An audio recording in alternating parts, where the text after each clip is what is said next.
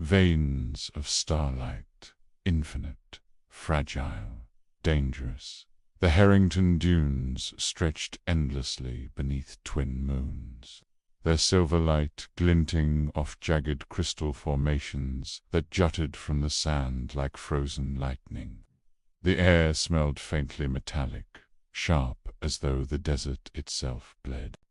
The mining colony of Orion's Reach looked small from a distance, a cluster of low buildings and steel walkways, but in the heart of the dunes it was a world unto itself.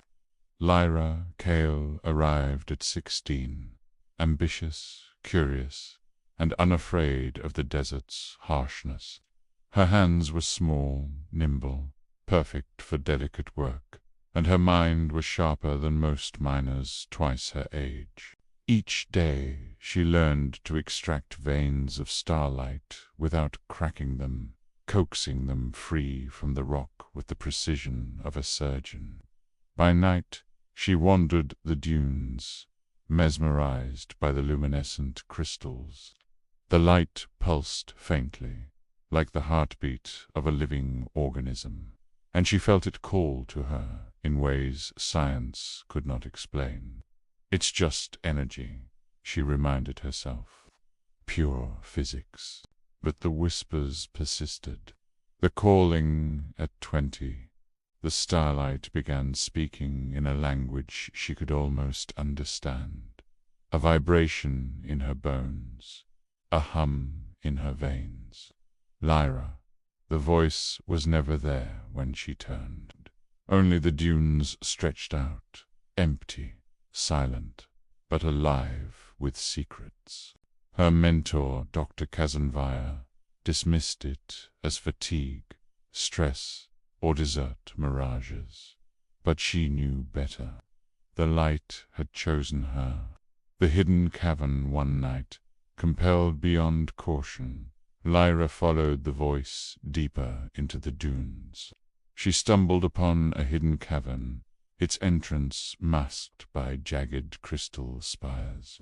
Inside, the walls pulsed with starlight veins, glowing tendrils branching like the circulatory system of some immense celestial organism. The air shimmered. Each step she took sent ripples across the crystalline floor. When she touched a vein, it hummed through her veins like electricity, syncing with her heartbeat. And then she saw the reflection in the crystal pool at the cavern's heart.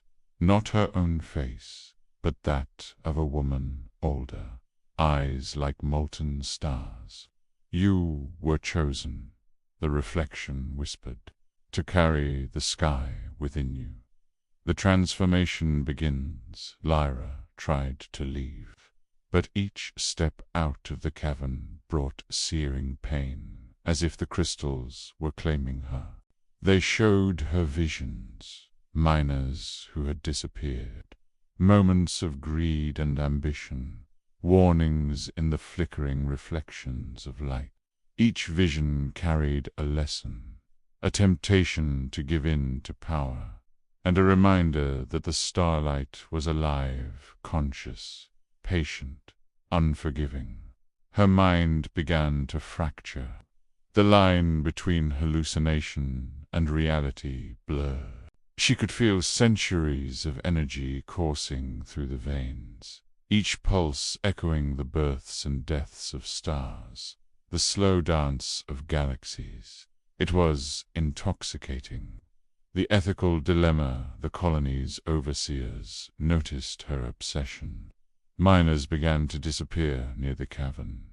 Some swore they heard whispers calling them into the dunes to never return.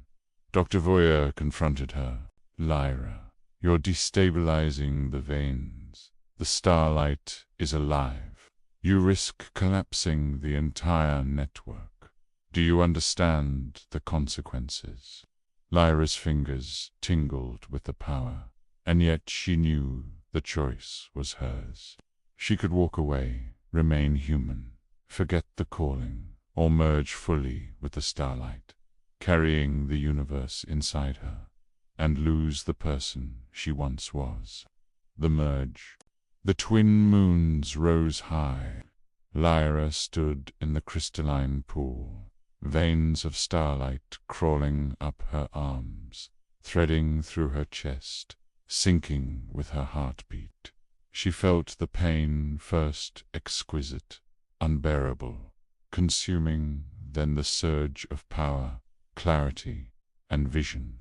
Galaxies, nebulae, dying stars, and newborn planets flashed through her mind. She screamed, and the desert answered, every crystal pulsing in response. When she opened her eyes, she no longer saw the world as it was.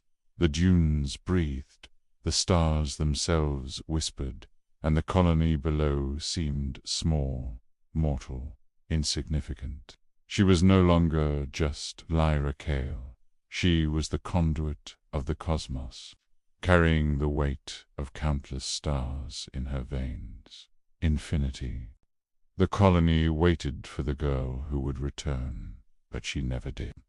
Some nights, miners swear they see a figure gliding across the dunes, skin shimmering with starlight, eyes glowing like molten nebulae.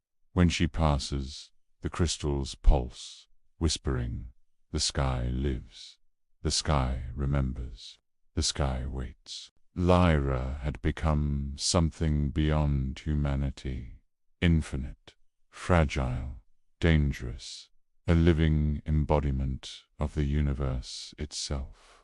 A reminder that power carries both beauty and peril, and that the stars will always choose their keepers.